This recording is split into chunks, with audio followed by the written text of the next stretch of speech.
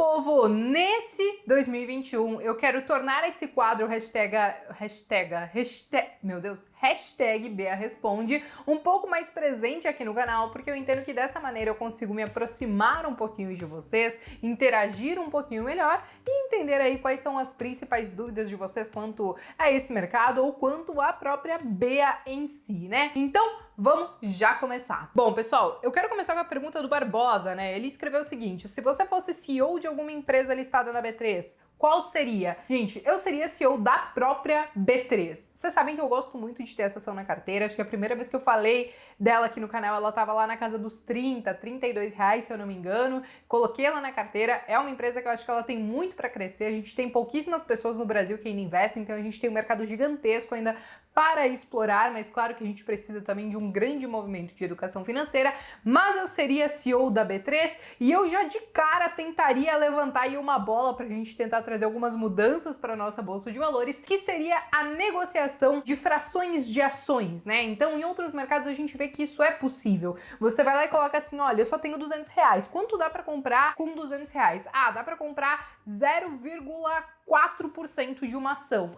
Então, beleza, é isso que eu vou comprar. Não preciso comprar um lote em si, ou quando a gente fala do nosso lote padrão, de 100 ações. Eu posso comprar, inclusive, uma fração de ação. Isso eu traria para o nosso mercado, até mesmo que eu acho que isso tende a ajudar o pequeno investidor. Outra coisa, gente, que eu também tentaria estimular no nosso mercado é fazer com que os ETFs paguem dividendos. Se vocês olharem a instrução normativa 359 da CVM, vocês vão ver essa regulamentação, né, ou enfim, algumas orientações sobre essa questão dos ETFs, e eu não achei nada por lá que fale assim, olha, ETFs não podem pagar dividendos. Na verdade, ela só informa que os emissores dos ETFs precisam informar como se dará o pagamento, né, dos rendimentos desse título, né, ou desse fundo. E hoje esse pagamento ele acaba não acontecendo na maioria dos ETFs, primeiro porque a gente tem um mercado muito pequeno de ETFs, então é pouco competitivo, e os emissores, então, acho que, sei lá, não se sentem na obrigação ou não aderem a essa demanda dos investidores de distribuir os dividendos, como acontece, por exemplo, lá nos Estados Unidos. Então isso é algo que meio que foi convencionado ao mercado, mas eu acho que eu tentaria mudar isso também, beleza? Enfim, gente, vamos para a segunda pergunta e essa foi retirada aqui do YouTube. CSN Mineração parece bem interessante. Para quem já tem ações da CSNA, isso faz alguma diferença? Essa pergunta foi retirada do meu vídeo de IPOs que eu fiz recentemente e eu falei que eu estaria de olho, então, nesse IPO de CSN Mineração. O que acontece, gente? Eu acho que se a gente falar de CSNA, ela já subiu bastante aí nesses últimos meses, nesses últimos anos. Muita gente, inclusive, disse que não estava investindo nela, mesmo achando que a gente vai ter um ciclo bom dessas commodities, né? Porque acho que ela já ficou relativamente cara. Então, a CSN Mineração, dependendo do valor que ela sair no IPO, eventualmente a gente pode estar entrando nesse setor, pegando um braço da CSN, né, como um todo, talvez com valores um pouco mais acessíveis e para surfar essa onda das commodities, tá? Eu acho que em ambos os casos, né, elas vão continuar subindo, mas eventualmente você pode olhar para a CSN Mineração, claro que precisa ser feito um valuation, enfim, entender os preços que serão lançados e entender se isso vai ser uma oportunidade também, se a gente pode ter um grande upside olhando a CSN Mineração, beleza? Outra pergunta, gente, aí esse aqui foi do Chico, tá? 3 indicadores fundamentalistas para os fundos imobiliários. Eu diria que não são 3 indicadores fundamentalistas em si, né? Porque existem alguns aspectos que são qualitativos que eu acho que não podem deixar de serem olhados, né? Mas eu diria que sim, a gente precisa olhar o dividend yield, então a gente tem que entender se aquele fundo imobiliário, conforme a carteira que ele tem, ele tá entregando aí bons dividendos. Eu costumo olhar para os fundos imobiliários esperando aí pelo menos 6% aí de dividendos, alguns estão pagando mais, inclusive, chegaram a 8, 9% em 2021. Eu olharia também o preço pelo valor patrimonial. Sim, tem gente que não dá bola para isso, mas eu gosto de dar uma olhadinha para entender o quão caro está aquele fundo imobiliário ou o quão barato está, até mesmo para entender se existe algum motivo por trás de tudo isso. Existem alguns fundos imobiliários que têm o preço pelo valor patrimonial,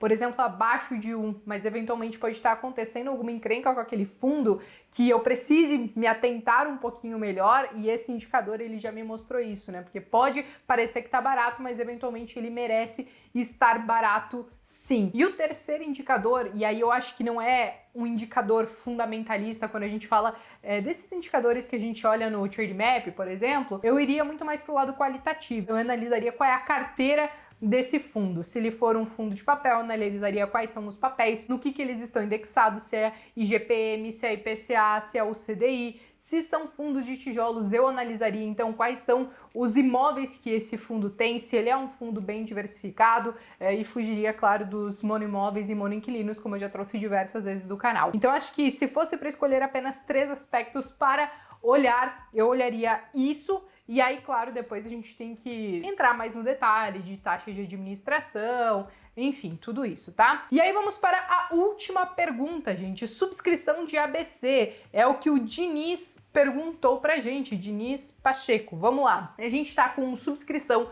do Banco ABC em andamento. Vocês sabem que eu tenho Banco ABC na minha carteira. Então, até o dia 5 de fevereiro, vocês podem exercer o direito de subscrição, tá? O direito de subscrição, ele vai sair aí a R$12,01 aproximadamente. Então, hoje tá bem abaixo do que o mercado tá negociando o Banco ABC, mas a minha recomendação é para você saber efetivamente se vai valer a pena você exercer esse direito, espera um pouquinho mais perto ali do prazo final de subscrição, porque às vezes o mercado pode ter uma queda aí no meio do caminho e vai valer mais a pena você comprar esses títulos, né, ou essas ações por fora do que exercer o seu direito, tá? Então, se você tiver um preço de tela maior do que R$12,01, vale a pena fazer a subscrição. Se estiver abaixo disso, lá perto do dia 5 de fevereiro, aí é melhor você simplesmente ir para o mercado secundário e fazer essas compras, tá? Vale ressaltar que para a subscrição de ABC, quem vai ter direito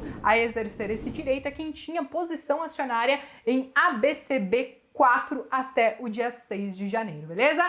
E aí, gente, esse foi mais um hashtag BResponde. Eu espero que vocês tenham gostado. Deixem as perguntas de vocês aqui nos comentários. Se inscrevam no canal caso não sejam inscritos. Deixem um like também. E eu vejo vocês no próximo vídeo.